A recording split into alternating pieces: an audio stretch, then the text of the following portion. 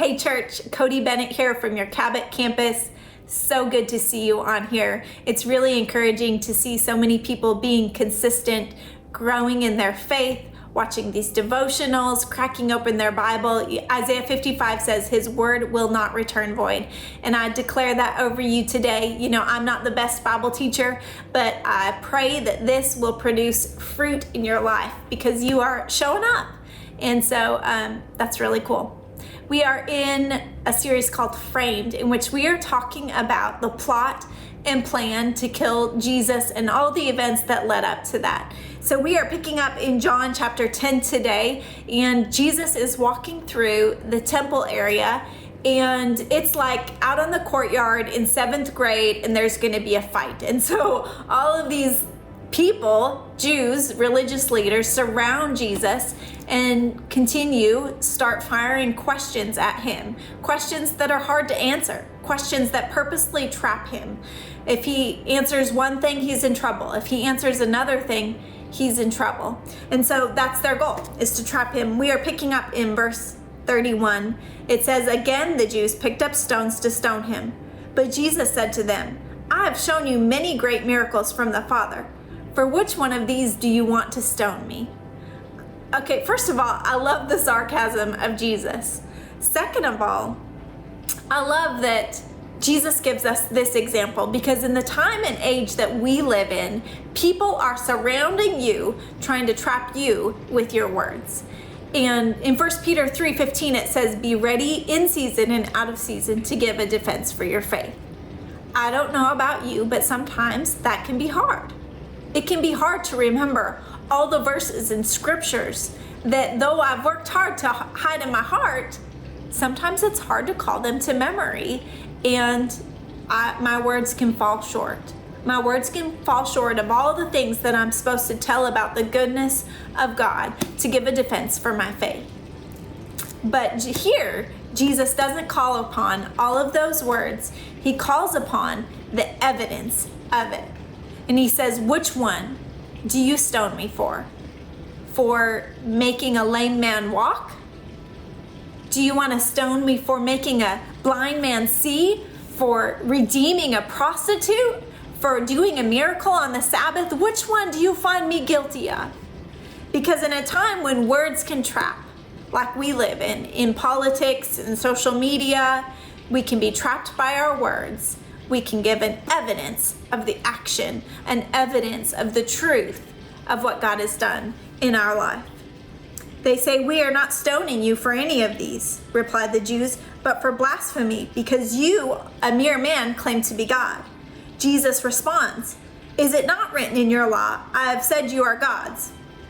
If he called them gods, when he says gods, he's actually referring to judges. In the book of Exodus, when the Israelites cried out for judges to settle disputes between them, God made a provision, and that's what he's referring to, because the gods, little g, judges, judge the disputes between them. And the scripture cannot be broken. What about the one whom the Father set apart as his very own and sent into the world? Why then do you accuse me of blasphemy because I said I am God's son? Do not believe me unless I do what the Father does.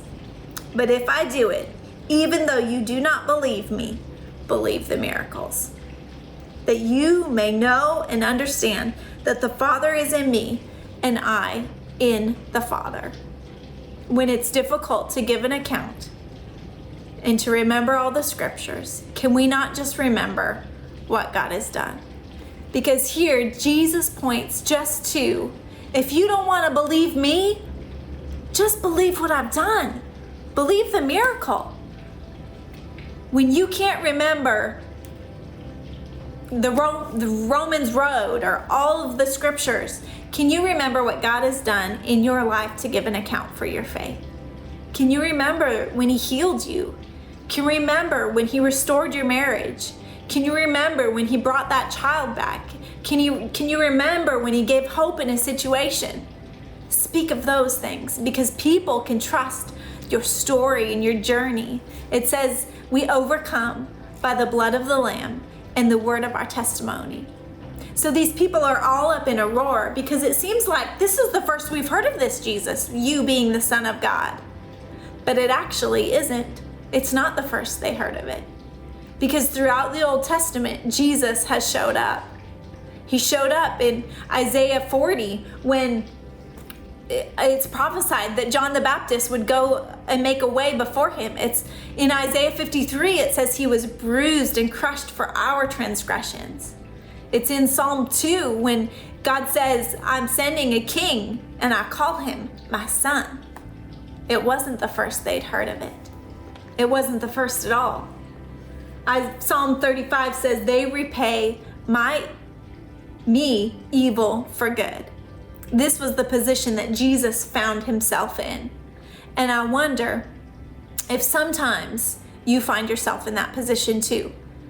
Maybe even right now.